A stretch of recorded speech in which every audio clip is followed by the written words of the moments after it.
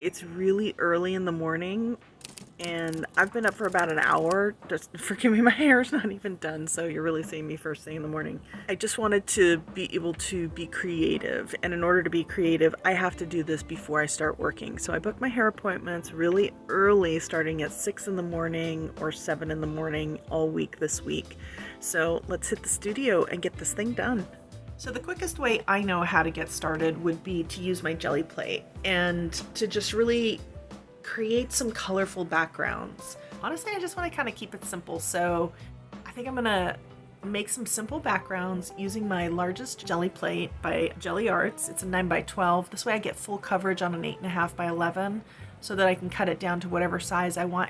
And since I'm really focusing more on taking pulls with color versus like getting stencil patterns to fit just right, it's the perfect plate for me, definitely.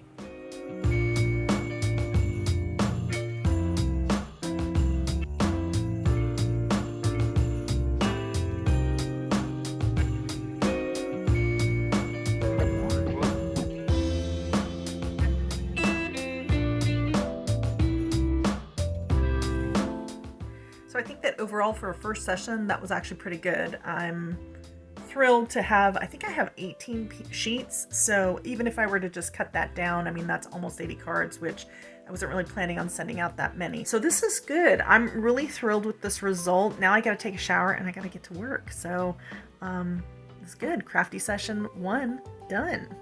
Love it. Time has really been a thing for me this week, and I needed to somehow fit in a quick little session. So I have about an hour and 15 minutes this morning. So I'm gonna grab some of these backgrounds that I've made and grab some stencils and see if we can't make some quick patterns that kind of feel Christmassy and holiday-ish. I've got some of Karen Tamir's stencils that I love and a couple other go-to ones that I'm gonna use just to kind of get some fun little colors on there and see if I can brighten up the dark ones and just create something cool that I can put a sentiment on and get a quick little stack of cards. We'll see how we do.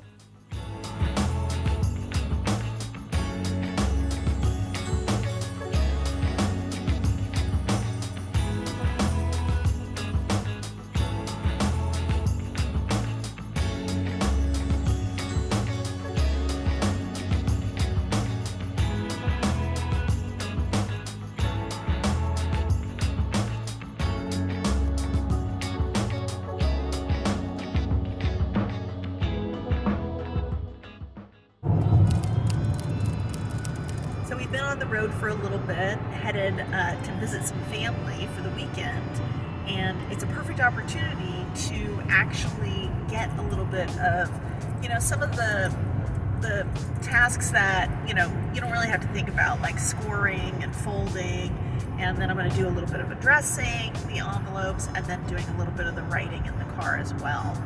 Because these are these moments where all I'm doing is looking out the window, maybe having a conversation with Michael, and I can do that while I'm doing all this in the car. So it's all about, I guess, making the most of all those little moments that you have during your week. So say hi, honey. Hey, honey. Hey. Of course.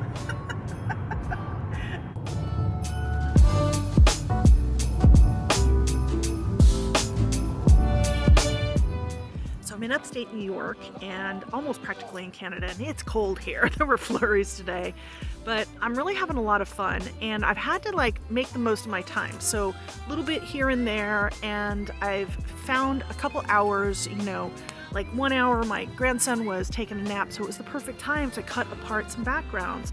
I'm not getting the same number from every single background, which is fine. I like not having everything so uniform and factory style. I don't know about you, you'll have to tell me in the comments if that's you. I like variety. I don't know, it's different from year to year, but for me this year, that's what I'm finding that I need. Getting a little bit done here and there, writing some cards out in the car ahead of time of assembly. Doing assembly when I can, whether that's in the hotel room late at night, if I have an hour. We have another couple long car rides and I'm gonna be able to get more done there. I brought envelopes. If I get 40 done, that's gonna be amazing. If it's 30, I'm good with that too. All right, who wants this Christmas card this year? Me. I love that.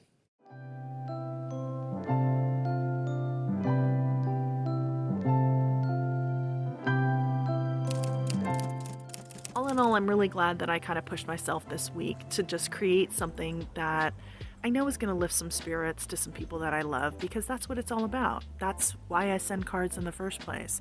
So Lisa, I'm glad you wrote that comment because it really kind of lit a fire underneath me. I'm excited to send you my first Christmas card. But I think the most important part here is the fact that there are little moments in our days to do these things that we love so much, even if sometimes life gets a little busy. I hope it's inspired a few of you for sure.